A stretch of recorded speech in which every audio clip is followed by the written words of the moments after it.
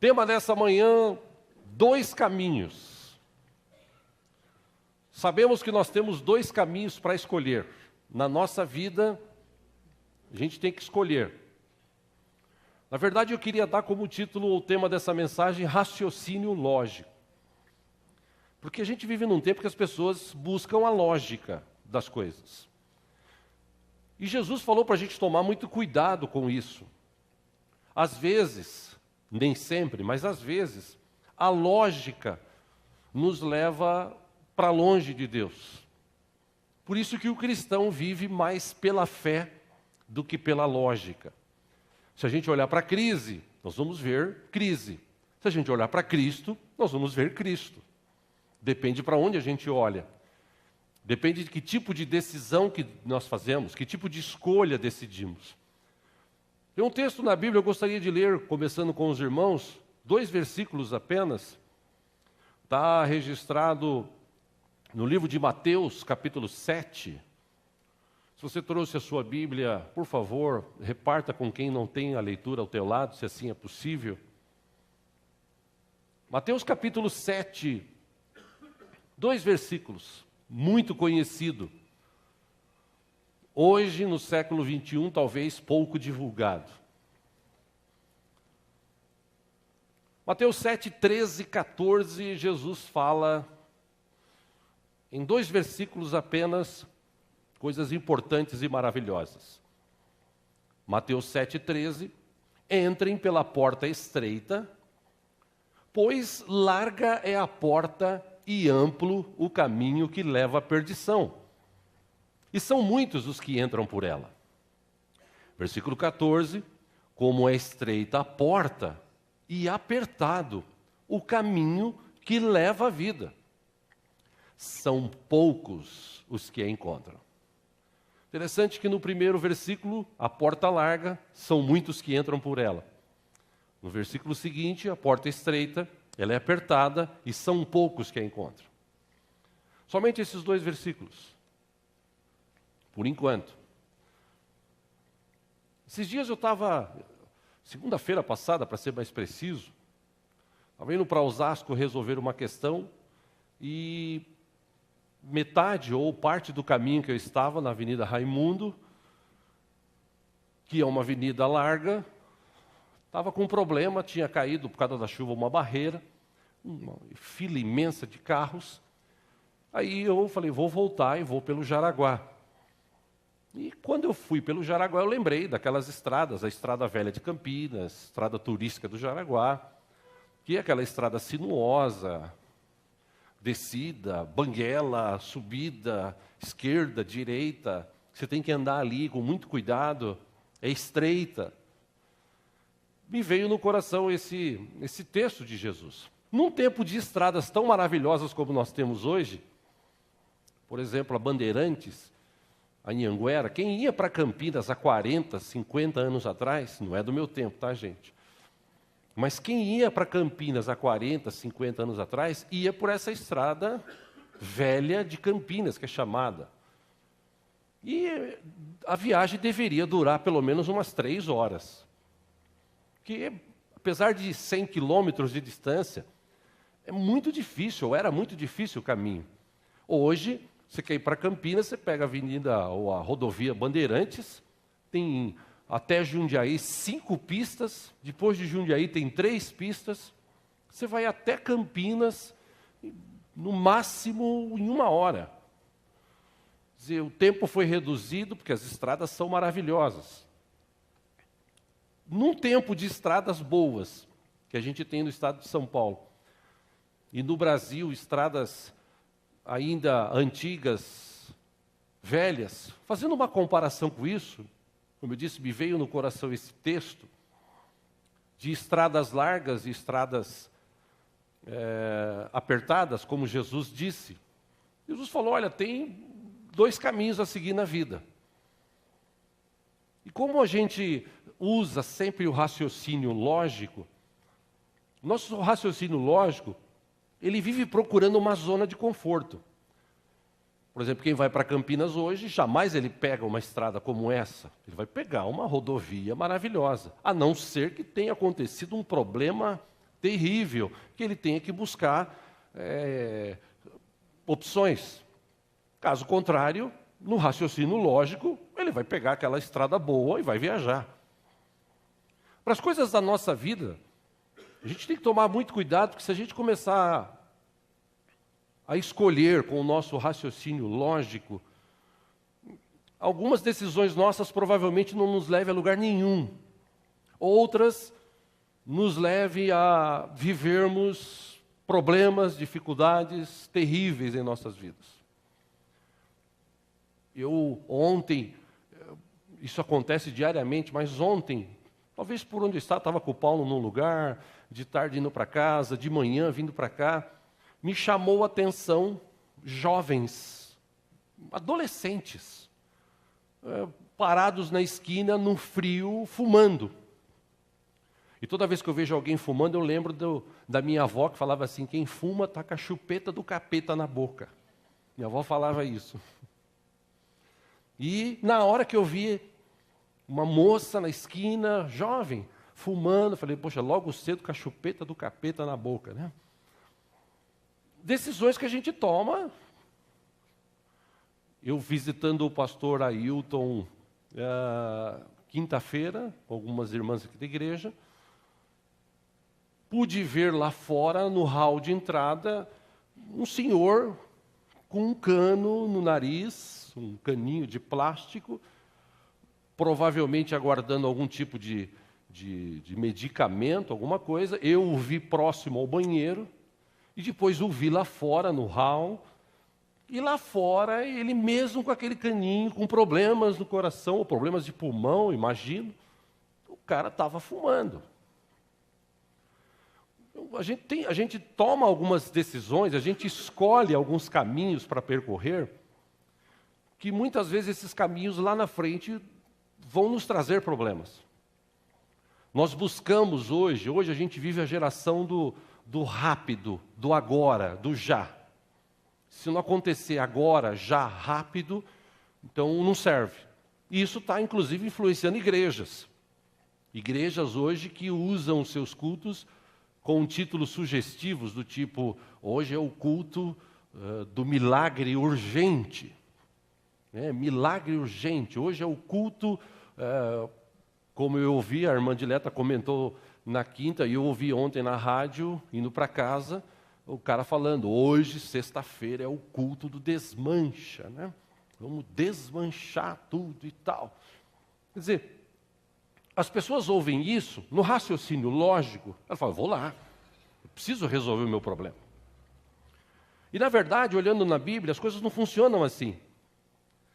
É claro que se você chegar na igreja, de repente Deus pode fazer um milagre na hora? Lógico que pode. Deus é Deus, Ele faz o que quer, na hora que Ele quer, como Ele quer, Ele é Deus. Agora, eu não vou determinar o que Deus tem que fazer. Eu vou confiar no que Deus está por fazer, eu vou depender daquilo que Deus realmente serve, ou daquilo que Deus realmente faz, na verdade, por aqueles que o amam, eu vou depender, vou confiar, ponto. Vou aguardar. Agora, no raciocínio lógico, eu vou trilhar esse caminho, eu vou para lá, vou fazer. O que eu tenho que fazer? Você tem que fazer um sacrifício, você tem que se submeter a isso, você tem que fazer aquilo, enfim. Uma escolha que a gente faz. Em nossos dias, a gente vê os jovens de hoje, eles estão preferindo sexo fora do casamento. E por que sexo fora do casamento? Porque arrumar uma namorada, ser fiel a ela, não pode praticar sexo antes do casamento, namorar, noivar, depois casar, para depois, demora muito. Hoje eu quero rápido. Por isso que a gente vê tantas jovens por aí, participando de bacanais, de estupros, porque as pessoas hoje querem o rápido, o já. E se você trazer isso para outras questões da vida, jovens hoje não querem trabalhar. Tem muito jovem hoje que não quer trabalhar, ele quer vender droga na esquina, porque ele ganha muito mais, sem precisar estudar, sem precisar se esforçar. Corre um risco, Mas esse risco está mais ou menos calculado dentro da cabeça dele. Outros não querem estudar, preferem ser jogador de futebol. Pastor, mas eu não posso ser jogador de futebol? Jogador de futebol é uma profissão. Deus abençoe quem quer ser jogador de futebol. Mas a maioria dos caras que querem ser jogador de futebol são pessoas que talvez não tiveram sucesso em outra área da vida ou não quiseram estudar. A maioria dos jogadores de futebol esmagadora não são pessoas que estudaram. É um ou outro que é formado em alguma coisa. Então hoje se busca esses caminhos mais fáceis. Se você, essa semana que passou, não sei quantos puderam ouvir, aquela questão que aconteceu 8, 9 meses atrás, da barragem que estourou e inundou um local, matou pessoas, destruiu vegetação, matou um rio. Quando eu ouvi os papos, as gravações que foram liberadas pela Justiça, do presidente da empresa com o camarada que administrava a questão lá, teve um cara técnico que ele mandou e-mails, ligou dizendo, olha, a barragem, ela tem uma rachadura, ela vai estourar, a gente tem que cuidar. E os caras falaram, não, deixa para lá, não vai acontecer não, e para estourar isso aí, mas está rachado, tem dados, tem estudos, fizeram estudos, anotaram isso, vocês receberam os relatórios? Recebemos, mas, até que aconteceu o que aconteceu. Por quê? No mundo de hoje, busca-se facilidade, busca-se o caminho mais fácil ou mais largo. Muita gente nos nossos dias tem procurado esse caminho mais fácil para ser famoso, para ficar rico. Na maioria das vezes, esses caminhos não levam para lugares bons. Mas as pessoas hoje preferem buscar isso. Infelizmente, o mundo de hoje não quer viver um caminho de obediência a Deus. Não quer viver um caminho de verdade, um caminho de amor, um caminho de fidelidade. Não, hoje em dia, nós tratamos ontem à noite algo semelhante para o jantar de casais. Os casamentos hoje, eles se dissolvem rapidamente. E por que se dissolvem rapidamente? Porque as pessoas não querem compromisso, não querem fidelidade.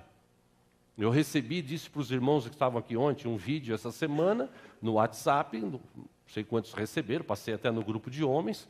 A gente dá risada para não chorar, mas uma noiva, lá na hora, na frente do padre, o padre disse, diga para ele agora que você jura ser fiel até a morte, tal.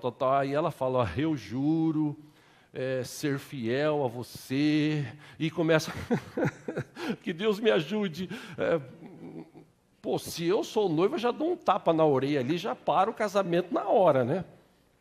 Para eu casar com um negócio desse, já está pedindo para Deus ajudar ela a ser fiel, porque a coisa está feia, né? Quer dizer, as pessoas buscam os caminhos fáceis. É preferível hoje para muita gente mentir, roubar, matar, odiar, do que realmente buscar o caminho estreito.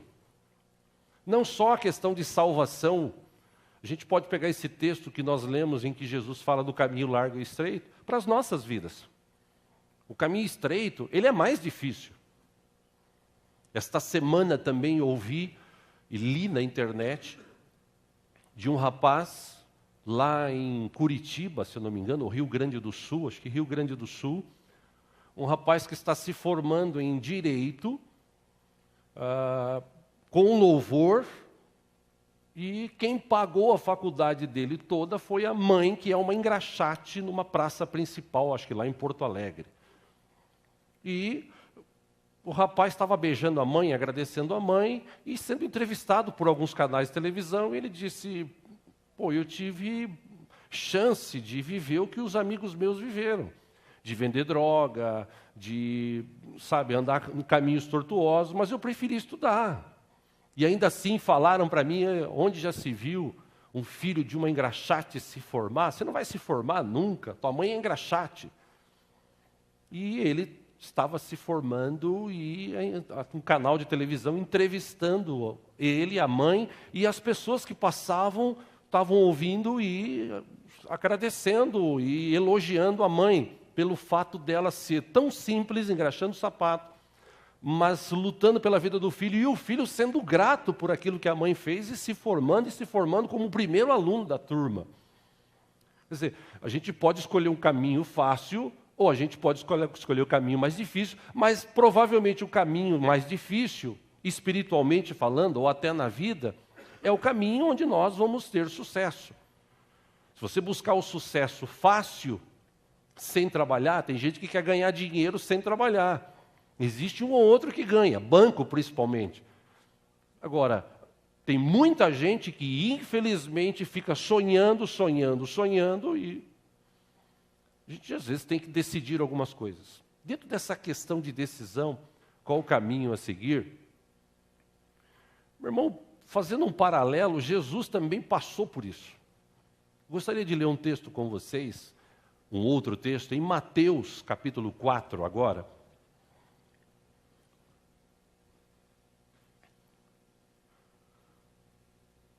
Aquele texto clássico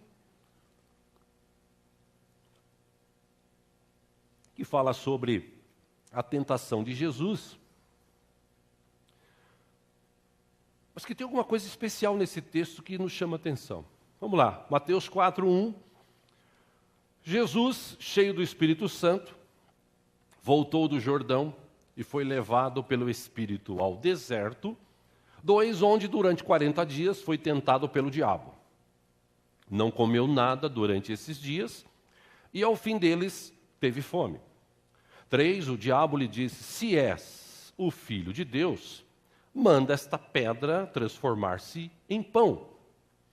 Versículo 4, Jesus responde, ele diz: está escrito, nem só de pão viverá o homem. Versículo 5, o diabo levou a um lugar alto e mostrou-lhe num relance todos os reinos do mundo. 6, ele disse: eu te darei toda a autoridade sobre eles e todo o seu esplendor, porque me foram dados e posso dá-los a quem eu quiser. Versículo 7, então, se me adorares, tudo será teu. 8, e último desses que quero ler, Jesus respondeu, está escrito, adore o Senhor, o seu Deus, e só a Ele preste culto. Volta aí para o versículo 5. Diz que o diabo levou a um lugar alto e mostrou-lhe, num relance, todos os reinos do mundo. Só até aí. Essa expressão, num relance, me chamou a atenção. O que é num relance? Segundo o dicionário, relance é um momento, é algo rápido. É um relance. Porque o diabo sabia, e ele sabe, que se ele mostrar o mundo e as coisas que existem no mundo a fundo, a maioria das pessoas não vai decidir pelo mundo. Agora, quando ele mostra num relance, por exemplo, ele mostra num relance, o cara fazendo sucesso, cantor fazendo sucesso, num relance, poxa, eu quero ser que nem esse cara. Ele mostra num relance, aquela mulher, ela era prostituta, e era prostituta daquelas que atendem caras ricos, você vê, ela já tem um apartamento, ela já tem um carro, ela está muito bem de vida, então num relance. Se a gente olhar para as questões da vida, meus irmãos, e olhar para a Bíblia, é que Jesus tinha um coração muito bem treinado. Porque quando Jesus, num relance, viu aquele reino, tudo aquilo que o diabo mostrou, e a gente sabe, eu já falei aqui, o diabo é um cara, o maior ilusionista que tem nessa terra é o diabo, porque ele consegue iludir as pessoas. Então, quando Jesus olha num relance aquilo, Jesus, vacinado, tinha na sua mente treinada o que ele tinha que fazer. Quando o diabo fala, eu vou te dar tudo isso se você me adorar, Jesus já vai e fala, olha, eu adorar só a Deus, tá? O negócio de adoração é só a Deus. Agora, quantas pessoas hoje, quantos jovens hoje, quantos homens, mulheres hoje, estão olhando para o relance do mundo e indo para lá? Se você olhar para a Bíblia, tem exemplos e mais exemplos. Por exemplo, o primeiro deles, ou um deles, que está aí no livro de Gênesis, acompanha aqui no telão, Jacó, ele tinha o direito de primogenitura. Era um direito que antigamente os filhos, ou os primeiros filhos, tinham. Na repartição, ou no repartir, da herança do pai, o filho mais velho, ou primogênito, ele tinha um pouco mais de direito, ele tinha algumas questões. O pai abençoava o filho mais velho, o primogênito, a bênção era mais profunda e tal. Se você lê nos textos, a bênção, por exemplo, que Isaac trouxe sobre a vida de Jacó, que o enganou, que era de Esaú. Mas por que isso aconteceu? Porque, poxa, num relance na mente de Jacó, ele disse, de Esaú, né, ele disse o seguinte: certa vez, quando Jacó preparava um ensopado, aqui no texto, Esaú chegou faminto, voltando do campo, e pediu-lhe: dá-me um pouco desse ensopado vermelho aí, estou com fome ou estou faminto. Respondeu-lhe Jacó: venda-me primeiro o seu direito de filho mais velho. 32. Num relance, disse Esaú: estou quase morrendo, do que me vale esse direito? E ele acabou falando: eu juro, é teu. O que importa é comer agora. E você sabe o que aconteceu na vida de Esaú. Ele chorou amargamente lá na frente, teve o desejo de matar o seu próprio irmão, perseguiu o seu irmão durante anos para matá-lo, porque ele achava que Jacó tinha tomado o direito de primogenitura dele. Realmente, Jacó enganou o pai com a ajuda da mãe, mas antes de tudo isso acontecer, num relance, ele se preocupou com hoje, com um momento. Eu estou com fome hoje, do que me vale essa porcaria desse negócio de primogenitura? Que se lasque isso daí, eu quero é comer. E, usado ou não pelo diabo, Jacó disse para ele: não, você tem que me jurar. Você tem que me jurar. O exemplo de Davi, diz o texto, a gente já falou sobre isso aqui. Pela tarde, ou numa tarde, num relance, ele viu uma mulher se banhando. Está em 2 Samuel 11, 2. Numa tarde, Davi levantou-se da cama, foi passear pelo terraço do palácio. Do terraço viu uma mulher muito bonita tomando banho. 3, e mandou alguém procurar saber quem era. Disseram-lhe: é Bate-Sebá, filha de Eliã, mulher de Urias, o hitita.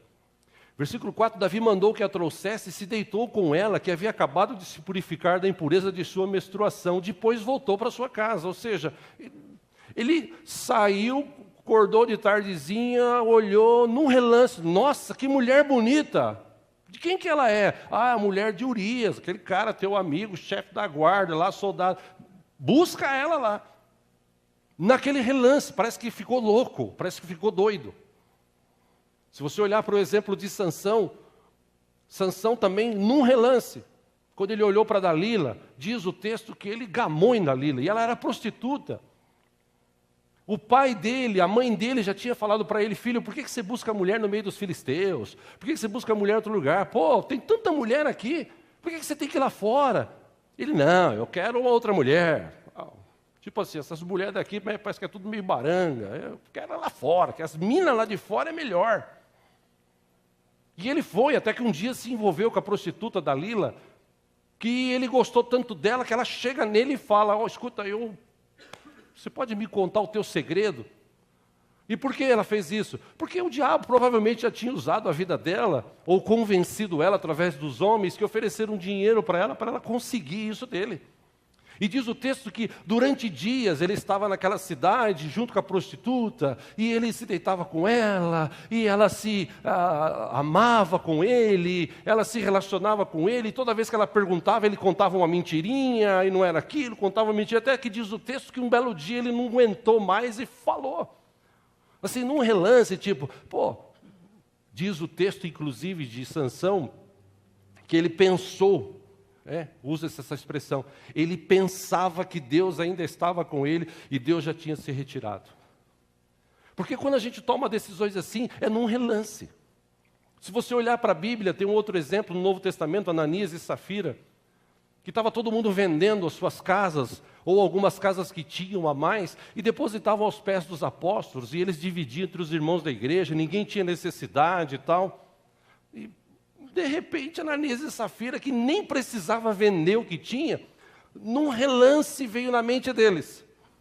Pô, vamos vender, mas vamos segurar uma parte da grana. Precisava fazer aquilo? Não.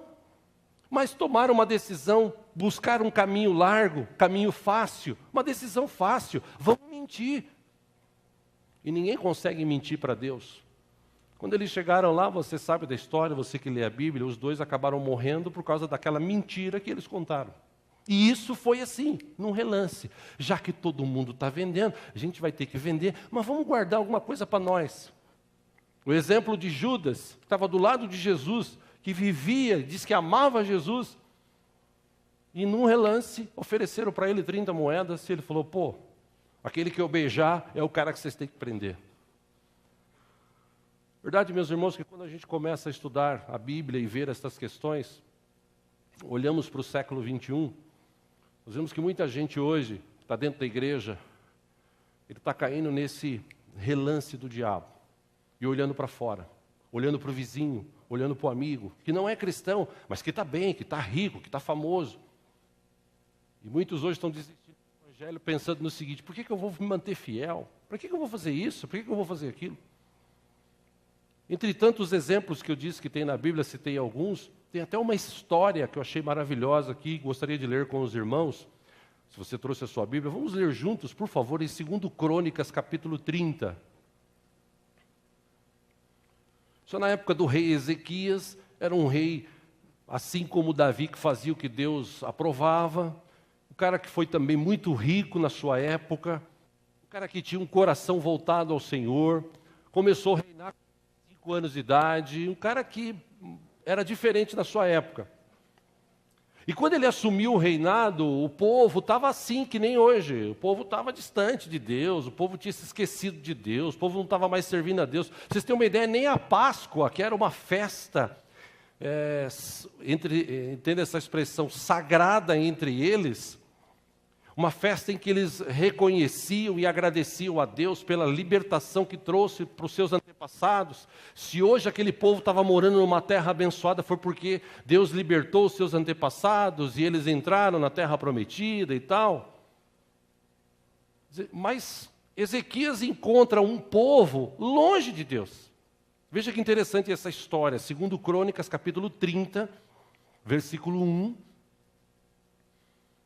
Segundo a Crônicas 31, Ezequias enviou uma mensagem a todo Israel e Judá e também escreveu cartas a Efraim e a Manassés, convidando-os para virem ao templo do Senhor em Jerusalém e celebrarem a Páscoa do Senhor, o seu Deus, ou o Deus de Israel.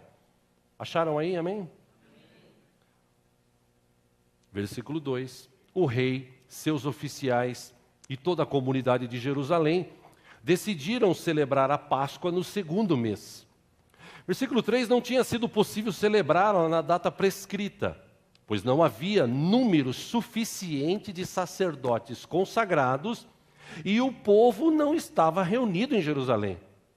Versículo 4, a ideia pareceu boa tanto ao rei quanto a toda a assembleia. Então decidiram fazer uma proclamação em todo Israel, desde Berseba até Dan, convocando o povo a Jerusalém para celebrar a Páscoa do Senhor, o Deus de Israel. Pois muitos não a celebravam segundo o que estava escrito. Versículo 6. Por ordem do rei, mensageiros percorreram Israel e Judá com cartas assinadas pelo rei e pelos seus oficiais, com a seguinte mensagem: Israelitas, voltem para o Senhor, o Deus de Abraão, o Deus de Isaque, de Israel, para que ele se volte para vocês, que restaram e escaparam das mãos dos reis da Síria. Versículo 7, não sejam como seus pais e seus irmãos, que foram infiéis ao Senhor, o Deus dos seus antepassados, de maneira que ele os deixou em ruínas, conforme vocês veem. Bom, o que tinha acontecido? O povo tinha escolhido o caminho mais largo. Versículo 8, portanto, não sejam obstinados como seus antepassados. Submetam-se ao Senhor. Venham ao santuário que ele consagrou para sempre. Sirvam ao Senhor, o seu Deus, para que o fogo da sua ira se desvie de vocês. Versículo 9, se vocês voltarem para o Senhor, os que capturaram seus irmãos e os seus filhos terão misericórdia deles, e eles voltarão a esta terra, pois o Senhor, o seu Deus, é bondoso e compassivo. Ele não os rejeitará se vocês se voltarem para Ele. Versículo 10, os mensageiros foram de cidade em cidade, Efraim, Manassés, até Zebulon, mas o povo zombou deles e os expôs ao ridículo. Veja que interessante a mente do povo daquela época. Versículo 11, no entanto, alguns homens de Azer, de Manassés, de Zebulon, humilharam-se e foram para Jerusalém. Já em Judá, a mão de Deus esteve sobre o povo, dando-lhes unidade de pensamento para executarem o que o rei e os seus oficiais haviam ordenado, conforme a palavra do Senhor. Versículo 13, uma imensa multidão reuniu-se em Jerusalém no 2º mês para celebrar a festa dos pães sem fermento. Eles retiraram os altares que haviam em Jerusalém e se desfizeram de todos os altares de incenso, atirando-os no vale de Cedron. Abateram o cordeiro da Páscoa no 14º dia do 2º mês. Os sacerdotes e os levitas, envergonhados, consagraram-se e trouxeram o holocausto ao templo do Senhor. Versículo 16, e assumiram seus postos, conforme prescrito na lei de Moisés, homem de Deus. Os sacerdotes aspergiram o sangue que os levitas lhes entregaram. 17, visto que muitos da multidão não se haviam consagrado, os levitas tiveram que matar cordeiro da Páscoa para todos os que não estavam cerimonialmente puros, e que por isso não podiam consagrar os seus cordeiros ao Senhor. 18, embora muitos do que vieram de Efraim, de Manassés, de Issacar, de Zebulon, não se tivesse purificado, assim mesmo comeram a Páscoa, contrariando o que estava escrito.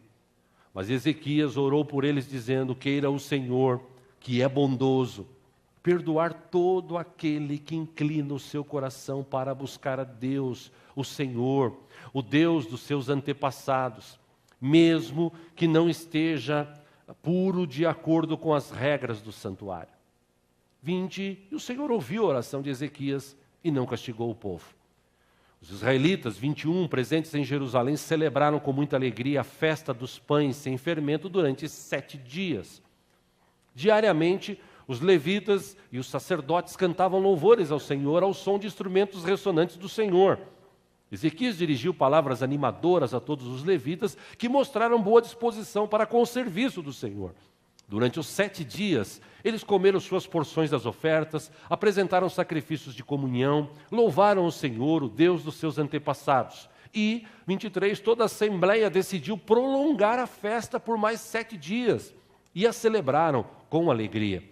Ezequias, rei de Judá, forneceu 1.000 novilhos, 7.000 ovelhas e bodes para a assembleia, e os líderes 1.000 novilhos e 10.000 ovelhas e bodes. Muitos sacerdotes se consagraram, e toda a assembleia de Judá se regozijava com os sacerdotes, com os levitas e com todos os que se haviam reunido, vindos de Israel, inclusive os estrangeiros que viviam em Israel e em Judá. 26, houve grande alegria em Jerusalém, pois desde os dias de Salomão, filho de Davi, rei de Israel, não havia acontecido algo assim na cidade. 27, os sacerdotes e os levitas levantaram-se para abençoar o povo. E o que aconteceu, meus irmãos? E Deus os ouviu. A oração deles chegou aos céus, sua santa habitação. Esse povo, eles estavam distantes de Deus, a maioria deles. Eles buscaram o caminho mais largo. Quero saber de servir Deus, fazer sacrifício, comemorar a Páscoa. É o que você vê hoje. Você fala assim, meus irmãos, nós vamos ter uma comemoração de Páscoa na igreja. O cara fala, comemoração de Páscoa, vai ter o quê? Cantata?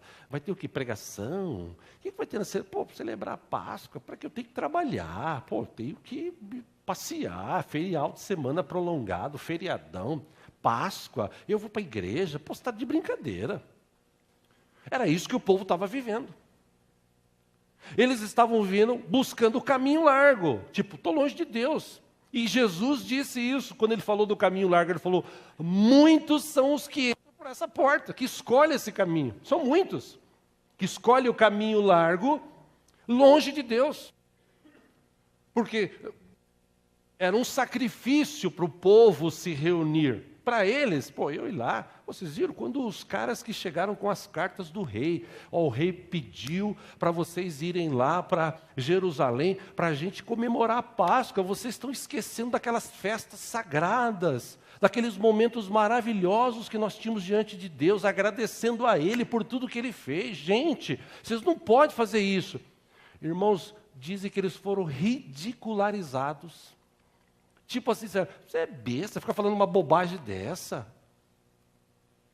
Mas algumas daquelas pessoas, quando ouviram essa palavra, eles lembraram, poxa, realmente eu tenho um Deus vivo e poderoso, que cuida da minha vida. Eu estou sendo falha com esse Deus, eu vou voltar lá.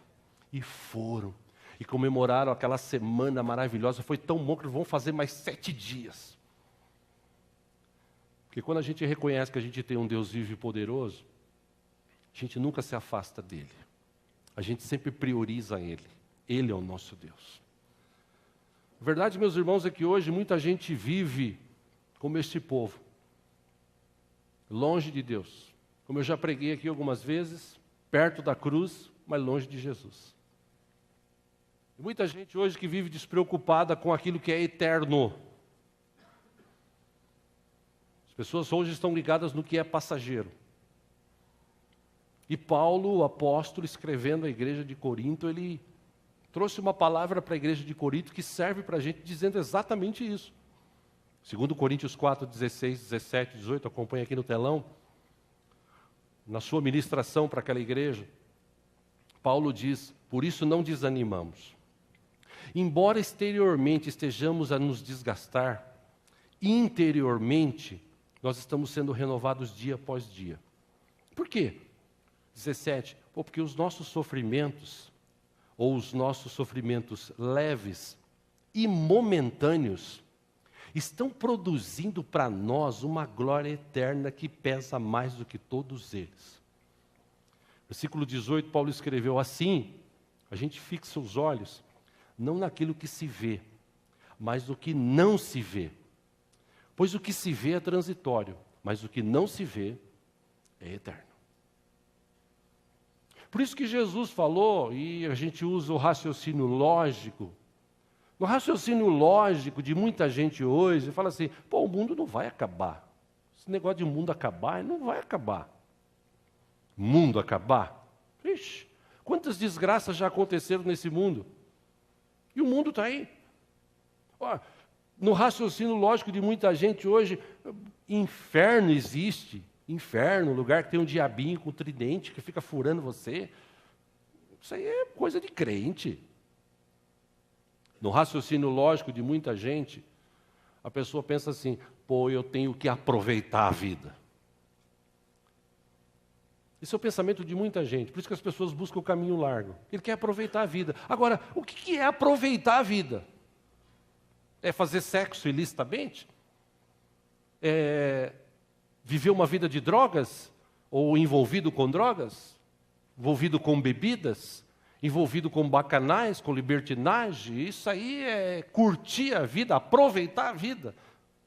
Se isso for aproveitar a vida, meu Deus do céu, a mente das pessoas está tão ruim que elas não sabem mais definir o que é aproveitar a vida. Na minha concepção, aproveitar a vida, por exemplo, é estar aqui hoje, na presença de um Deus vivo, aprendendo da sua palavra e recebendo a bênção dele. Que quando a gente está aqui, Deus está agindo por nós. Na minha concepção de raciocínio lógico, para mim, aproveitar a vida é isso. Mas, infelizmente, hoje, quando Jesus disse essa palavra para aquele povo, lembra-se, Jesus estava nas bem-aventuranças, Jesus estava tratando um povo que estava o seguindo. Aí ele chega e fala para eles, gente, vocês precisam prestar atenção, porque tem uma porta que é larga, e essa porta larga leva para a perdição. Tem muita gente escolhendo ela. Agora, tem uma porta estreita, que aqueles que escolhem essa porta estreita, pode até passar por dificuldades, mas ela leva à salvação. No raciocínio lógico de muita gente hoje, meus irmãos, as pessoas não sabem definir mais o que é estar na presença de Deus, o que é buscar a Deus, o que é servir Deus. Há muita gente hoje aí para a igreja, eu vou no culto. Eu vou lá na igreja. Depois que terminou o culto, ufa, graças a Deus, estou livre. Agora eu vou viver minha vida hoje e aproveitar.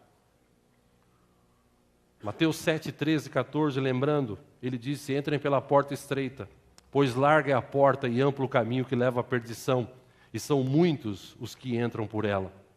Como é estreita a porta e apertado o caminho que leva à vida, são poucos os que a encontram. Eu não sei qual caminho você tem escolhido, mas que nesta manhã você possa pensar sobre isso.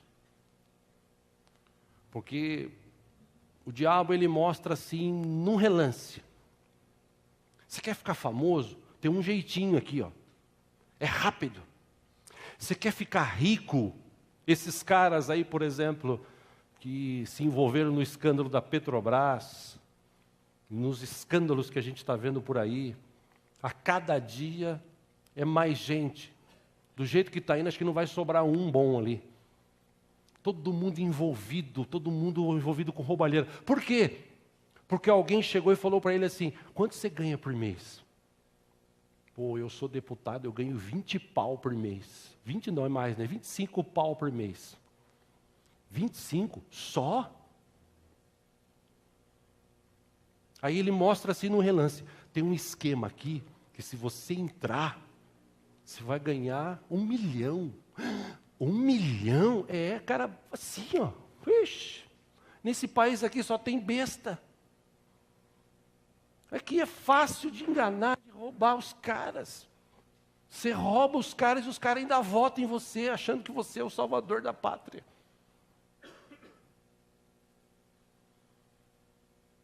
Aí o cara olha assim e fala, pô, 20 mil por mês, 25 mil, mais as regalias. Pô, eu vou demorar 10 anos, 15 anos para conseguir comprar uma casa, uma mansão. Pô, 1 milhão. Pô, em 1 mês eu compro uma mansão.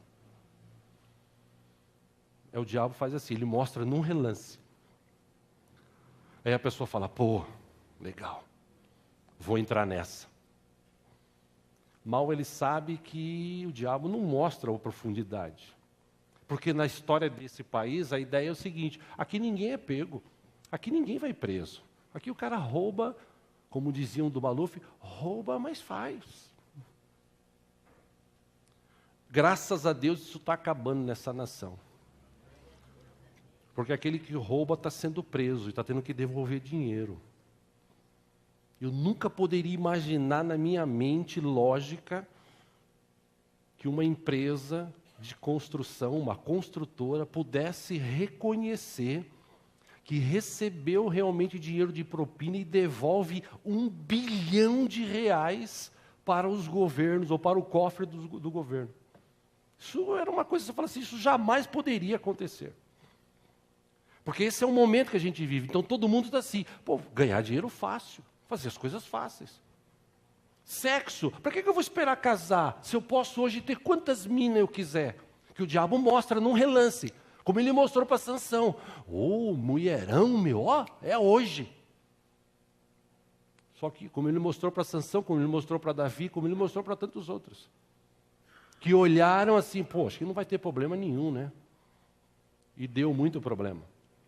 Muita gente hoje está escolhendo o caminho largo. E o caminho largo leva para a perdição.